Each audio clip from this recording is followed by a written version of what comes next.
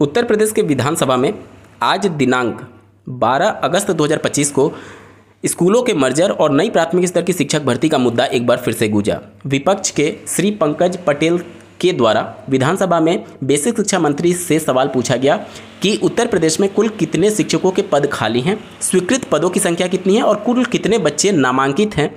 साथ ही साथ उत्तर प्रदेश में नई शिक्षक भर्ती को लेकर के क्या कुछ रोड मैप है और स्कूलों के मर्जर के बाद से क्या उन विद्यालयों को बंद कर दिया जा रहा है। ऐसे तमाम प्रश्नों का जवाब इस वीडियो में जो बेसिक शिक्षा मंत्री जी ने दिया है, जो जवाब दिया है, उसके आधार पर हम लोग एनालिसिस करने की कोशिश करेंगे और साथ ही साथ ये भी जानने की कोशिश करेंगे कि उनके जवाब का क्या मायने निकलता है, क्या शिक्षक भर्ती को लेकर के राज्य सरकार आगे बढ़ रही है अथवा नहीं। बहुत इंपॉर्टेंट वीडियो होगा, अंत तक जुड़े रहिएगा। नमस्कार दोस्तों, मेरा नाम है नीरज, आप देख रहे हैं कैरियर बिट यूट्यूब चैनल। अगर आप इस चैनल पर पहली बार विजिट कर रहे हैं तो इसको सब्सक्राइब करते हुए बेल आइकन को प्रेस करना ना भूलें। सबसे पहले कुछ महत्वपूर्ण प्रश्नों की बात कर लें। देखिए, उनके द्वारा पूछा गया कि विद्यालयों में कितने छात्र अध्ययनरत हैं और उक्त हेतु कितने शिक्षकों की नियुक्ति हुई है और कितने शिक्षकों के पद स्वीकृत हैं। तो जवाब ये आया कि प्राइमरी में यानी कक्षा 1 से 5 में कुल 1,04,93,389 1,04,93,389 प्राइमरी कक्षा 1 से 5 में अभ्यर्थी रजिस्टर्ड हैं। अध्यापकों के स्वीकृत पद यानी सैंक्शन पोस्ट की बात करें तो 4,17,886 पद हैं और शिक्षकों के कार्यरत शिक्षकों के जो अध्यापक हैं उनकी संख्या है 3,38,590। ये प्राइमरी की बात हो रही है यानी कक्षा 1 से 5। वहीं पर अपर प्राइमरी की बात करें तो यहाँ पर कुल रजिस्टर्ड कैंडिडेट की संख्या 43,14,803 है। सैंक्शन पोस्ट की संख्या 1,62,198 है। कार्यरत अध्यापकों की संख्या 1,20,860 है। अगला प्रश्न उनके द्वारा पूछा गया कि क्या सरकार बताएगी कि प्रदेश के बेसिक विद्यालयों में छात्र शिक्षकों हेतु कोई अनुमानित अनुपात निर्धारित है। तो इसका जवाब हाँ में दिया गया। बिल्कुल आरटी मानक के हिसाब से यहाँ पर चीज़ें तय होती हैं। तो क्या मानक है, तो इसके संबंध में उन्होंने जवाब दिया, बेसिक शिक्षा मंत्री जी ने जवाब दिया कि निःशुल्क और अनिवार्य बाल शिक्षा का अधिनियम 2009, इसे ही आरटी बोलते हैं, के अनुसार प्राथमिक विद्यालयों में छात्र शिक्षक अनुपात 30:1 एवं उच्च प्राथमिक विद्यालयों में छात्र शिक्षक अनुपात 35:1 निर्धारित किया गया है। ठीक है, तो यहाँ पर ये सब कुछ महत्वपूर्ण उनके द्वारा जवाब दिया गया है। और स्कूलों के मर्जर के बारे में उनके द्वारा ये कहा गया है कि हम स्कूलों को मर्जर इस नियम के आधार पर कर रहे हैं कि 1 किलोमीटर के अंदर अगर 2 से 3 विद्यालय हैं और उन 2 से 3 विद्यालयों में किसी भी विद्यालय में अगर 50 से कम कैंडिडेट रजिस्टर्ड हैं तो जहां पर सबसे ज़्यादा संसाधन है, सबसे ज़्यादा जहां पर रिसोर्सेज हैं और कोई भी असुविधा ना हो उन बच्चों को जो कि उस विद्यालय में पढ़ रहे थे, तो उनको उस विद्यालय में जिसमें सबसे ज़्यादा संसाधन है उसमें मर्ज किया जा रहा है। साथ ही साथ उन्होंने ये भी जोड़ दे करके कहा कि कोई भी प्राथमिक विद्यालय बंद नहीं होगा जो कि मर्ज किया गया। यूडाइस कोड जो उनको अलॉट होता है वो अलॉट रहेगा और उन विद्यालयों में ECCE के माध्यम से जो प्री प्राइमरी का कॉन्सेप्ट राष्ट्रीय शिक्षा नीति में लाया गया है वो कक्षाएं वहां पर चलाई जाएंगी। अभी आंगनबाड़ी के माध्यम से बाल वाटिका 1, बाल वाटिका 2 और बाल वाटिका 3 में उम्र जब 3 से 6 वर्ष की होती है बच्चे की, तब प्री प्राइमरी के अंतर्गत उनको शिक्षा प्रदान की जाती है।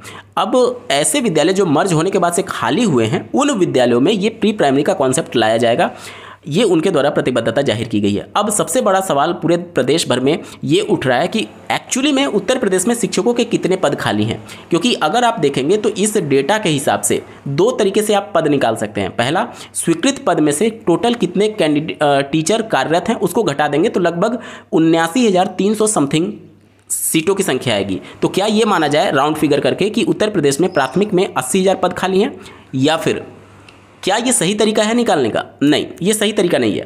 देखिए, किसी भी पद के लिए जो सैंक्शन पोस्ट होता है वो अधिकतम पदों की संख्या है, मतलब उससे ऊपर नहीं जा सकते। उतना सैंक्शन है, उससे नीचे होगा लेकिन उससे ऊपर नहीं जाएगा। लेकिन ये भी जरूरी नहीं है कि राज्य सरकार उतने पदों पर भर्ती करने के लिए बाध्य है, क्योंकि जो पदों की संख्या की गणना की जाती है वो आरटी मानक के हिसाब से की जाती है। उत्तर प्रदेश में आरटी मानक ये कहता है कि प्राइमरी में 30 छात्रों पर 1 शिक्षक की रिक्वायरमेंट होगी, यानी कि जितने बच्चे कैंडिडेट रजिस्टर्ड होंगे उसके हिसाब से ही शिक्षकों के पद कितने सृजित किए जाएंगे वो तय होता है। अब यहाँ पर टोटल कैंडिडेट जो रजिस्टर्ड है उत्तर प्रदेश के प्राइमरी विद्यालयों में वो 1,04,93,389। एक्चुअली में कितना पद खाली है ये निकालने के लिए सबसे पहले हमें ये देखना होगा कि इन बच्चों को पढ़ाने के लिए मानक के हिसाब से कितने टीचर की रिक्वायरमेंट होगी। तो जो ये संख्या है 1,04,93,389, इसमें सीधे 30 से हमें भाग देना होगा। देखिए आप अपने स्क्रीन पर टोटल रजिस्टर्ड कैंडिडेट की संख्या देख पा रहे होंगे।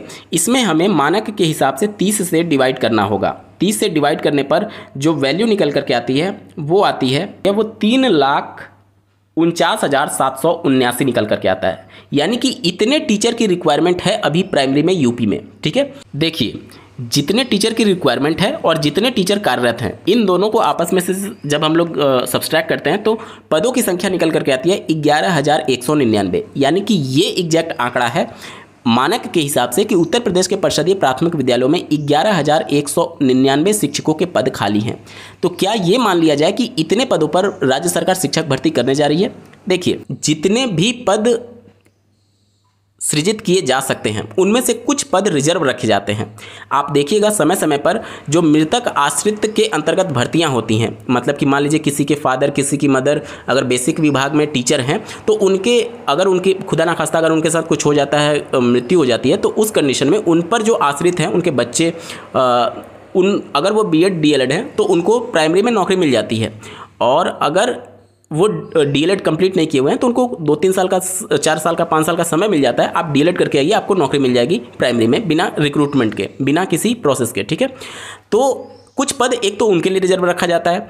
साथ ही साथ ये जो हम लोग पद देख पा रहे हैं ये किस हिसाब से हम लोग निकाल रहे हैं? ये उत्तर प्रदेश में जो रजिस्टर्ड कैंडिडेट की संख्या इस साल एग्जैक्ट जो आंकड़ा है उसके हिसाब से। लेकिन क्या ये आंकड़ा हर साल के लिए ऐसा रहेगा? नहीं, हो सकता है कि अगले साल ये जो आंकड़ा है ये बहुत ज़्यादा एडमिशन हो जाए प्राइमरी में, या फिर ये हो सकता है कि अगले साल और कम एडमिशन हो जाए।